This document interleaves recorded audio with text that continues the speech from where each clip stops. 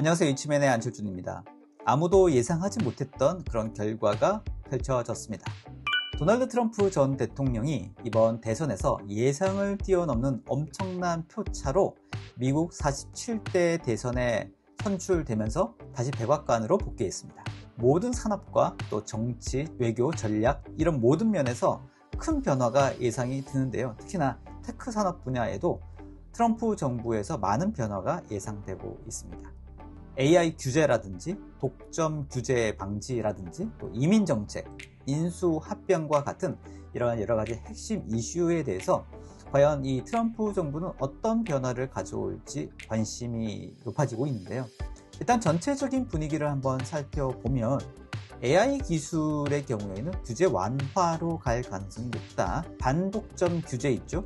이런 부분을 부정적으로 바라보는 게 트럼프 정부의 입장입니다. 전체적으로 보면 빅테크 기업의 입장에서 봤을 때는 이번 트럼프의 당선이 그렇게 나쁠 것 같지 않다라고 하는 입장을 보이고 있습니다. 사실 이런 분위기를 반영한 듯 주식은 굉장히 오르고 있죠. 자, 그래서 오늘 영상에서는 매그니피센트 7이라고 불려지는 테크를 선도하는 7개의 기업이 트럼프 행정부에서 어떤 변화를 맞이하고 또 어떤 명암이 있을지에 대해서 간략히 한번 정리해보는 시간 가지도록 하겠습니다.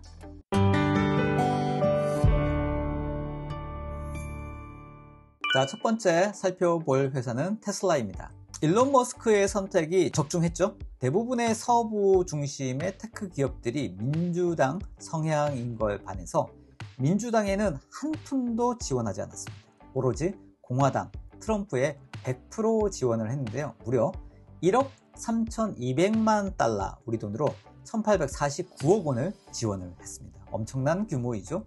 하지만 최근에 트럼프 당선으로 인해서 테슬라의 주식이 엄청나게 올라서 이미 그 투자한 금액을 뽑고도 남을 만큼의 수익을 거뒀다고 볼 수도 있을 것 같습니다. 자, 도널드 트럼프 전 대통령의 당선 직후에 일론 머스크는 본인의 X에 이렇게 올렸죠. 받아들이세요.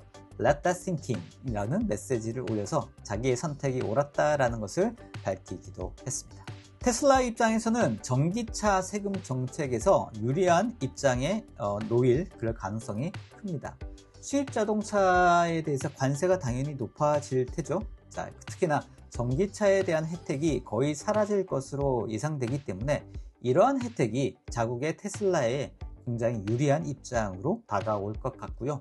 또 스페이스 X 정부 계약의 수주 기회가 앞으로 더 늘어날 것으로 예상이 됩니다. 자, 트럼프는 당선 전부터 정보효율위원회라고 하는 신설 정부를 세우겠다라고 하는 계획을 밝힌 바가 있는데요. 비대한 정부 조직을 확 줄여서 효율적인 정부를 만들어 보겠다라고 하는 트럼프의 전략입니다. Fired! 이렇게 해서 다 잘라내겠다라고 하는 건데 그 역할을 머스크에게 맡길 가능성이 높다고 이미 언급해 왔고요.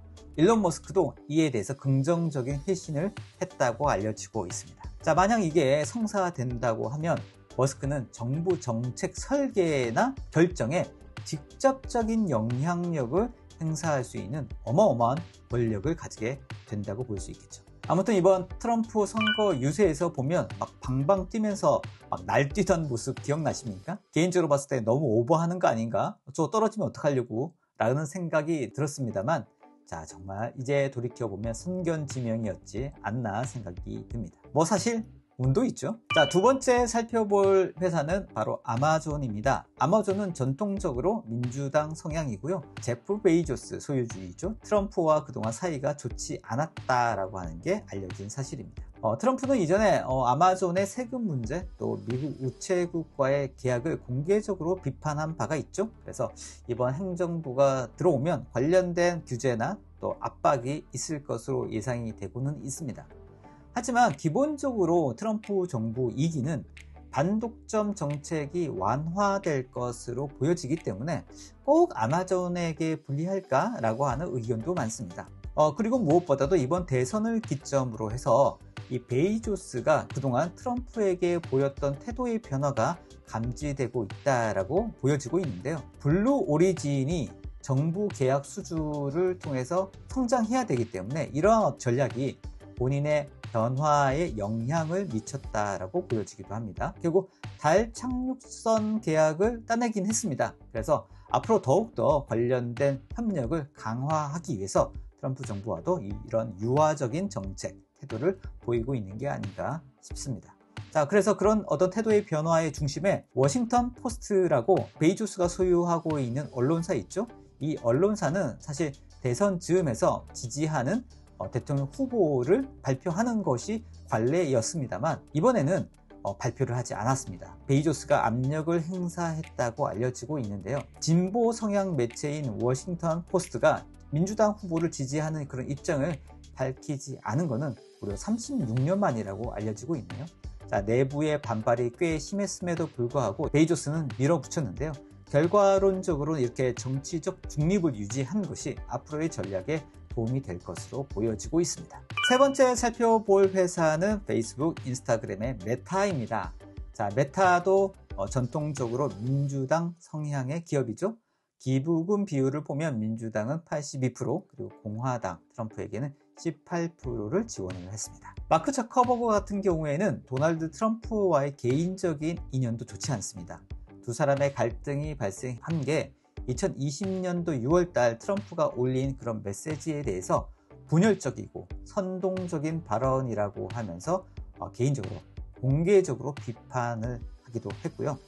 또 2021년 1월에 의사당 점거 사건이 있었을 때 메타는 트럼프의 페이스북 그리고 인스타그램 계정을 정지시키기도 했습니다.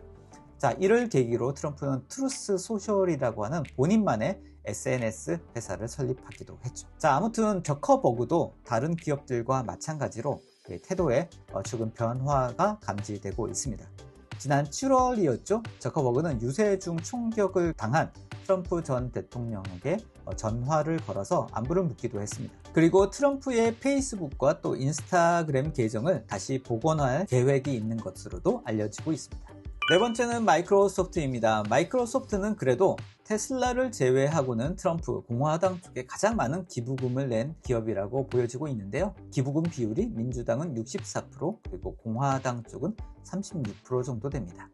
그래서 트럼프 당선을 통해서 특별하게 이익이나 손해가 될 부분은 없다고 이제 알려지고 있는데요.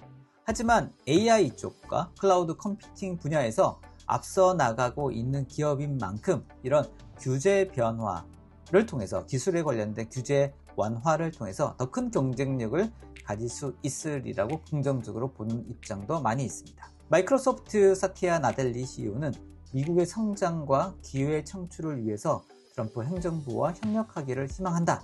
혁신을 중심으로 정부와 협력하겠다라고 하는 그런 입장을 밝혀서 트럼프의 당선을 축하하기도 했습니다. 다섯 번째는 구글입니다. 구글은 전통적으로 민주당 성향이 아주 강한 기업 중 하나였죠. 민주당이 86%, 또 공화당이 14%의 기부금 비율 현황을 보면서도 확인할 수 있습니다. 전통적으로 서부의 테크 기업들이 그렇죠. 자, 그렇다고 트럼프와 막 각을 세우거나 그러지는 않았습니다. 사실 구글은 최근 위기에 휩싸여 있습니다. 바이든 행정부에서 진행 중에 있는 반독점 소송에서 최근에 패했기 때문인데요. 자칫 잘못하면 구글 같은 경우에는 기업 분할까지 갈 수도 있는 그런 커다란 위협에 직면하고 있습니다. 새로운 트럼프 정부가 이에 대해서 어떤 입장을 밝히게 될지가 구글의 입장에서는 굉장히 큰 관심사가 아닐까 생각이 듭니다.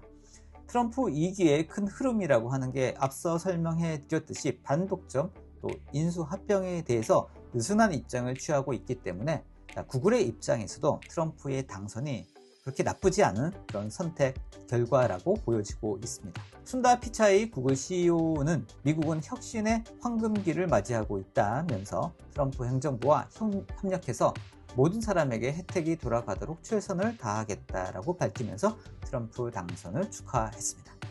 그리고 당연히 AI 개발 그리고 관련된 제약사항이 사라지면서 관련된 시장 지배력이 더욱더 높아질 수 있을 것으로 보여지고 있습니다. 여섯 번째는 엔비디아죠. 엔비디아는 미국의 정통적인 회사는 아닙니다만 AI 시대의 맹주가 되었죠. 이미 시가총액 1위 기업이 된 바 있습니다. 그래서 AI 규제의 완화 정책을 취하고 있는 트럼프 정부 하에서 엔비디아는 더욱더 날개를 달 가능성이 높다고 보여지고 있고요. 물론 기부금 숫자는 좀 약하긴 합니다. AI 분야가 일단 더 확대되고 경쟁이 더욱 치열해질 그런 상황에서 AI 인프라가 더욱더 확대되지 않겠습니까? AI 인프라가 확대되면 그 혜택은 고스란히 엔비디아의 몫으로 돌아올 것입니다. 다만 문제는 트럼프 정부의 대중국 견제가 있고요. 또 자국 우선주의 전략으로 인해서 공급망 관리라든지 수급에 더 큰 어려움에 처할 가능성이 높습니다. 사실 AI 성장과 더불어서 같이 성장했던 TSMC 있죠? TSMC 같은 경우에는 중국에 대해서 수출 위반 가능성이 최근 대두가 되면서 트럼프 전 대통령과 맞물려서 반도체 주가가 큰 폭으로 하락한 바가 있습니다. 트럼프는 대선 전에 TSMC를 가리켜서 반도체 기술들은 우리 기술의 95%를 빼앗아 갔다면서 굉장히 비판적인 입장을 밝히기도 했습니다. 그래서 TSMC의 대부분의 칩을 위탁 생산하고 있는 엔비디아의 입장에서는 생산과 또 공급망 관련된 고민이 본격적으로 시작될 수도 있을 것 같습니다. 애플은 그동안 가장 민주당 성향인 기업 중 하나였습니다. 자, 기부금 비율로 보면 민주당 무려 96%, 그리고 공화당 4%에 불과합니다. 거의 민주당에 올인한 기업이라고 볼 수 있을 것 같은데요. 그래서 트럼프의 당선이 그렇게 반기지는 않을 것 같기는 합니다. 자, 애플은 공장이 없죠. 생산을 오로지 다 외주로 맡기고 있습니다. 글로벌 공급망에 대한 의존도가 높은 애플이기 때문에 트럼프 행정부의 이런 무역 정책 변화에 더욱더 민감하게 반응할 가능성이 높습니다. 특히 중국에 대한 무역 관계가 변화할 경우에는 생산뿐만 아니라 판매의 경우에도 큰 영향이 미칠 가능성이 높다고 보여지고 있고요. 아무튼 그래도 애플의 팀 쿡 CEO는 트럼프 행정부와 또 협력에 대한 의지를 내비쳤죠. 미국이 창의성과 혁신을 바탕으로 글로벌 리더십을 유지할 수 있도록 더욱더 함께 하겠다라고 하면서 트럼프 당선을 축하하기도 했습니다. 자, 지금까지 트럼프 당선에 대한 매그니피센트 7 기업들의 입장과 또 명암을 한번 간단히 살펴봤습니다. 사실 전반적으로 살펴보면 미국 기업들은 트럼프의 이번 당선을 통해서 그렇게 손해볼 것은 없을 것 같다라고 하는 게 보입니다. 트럼프 당선 이후에 최근에 역대급 주가 상승 랠리가 이런 내용들을 반영하고 있죠.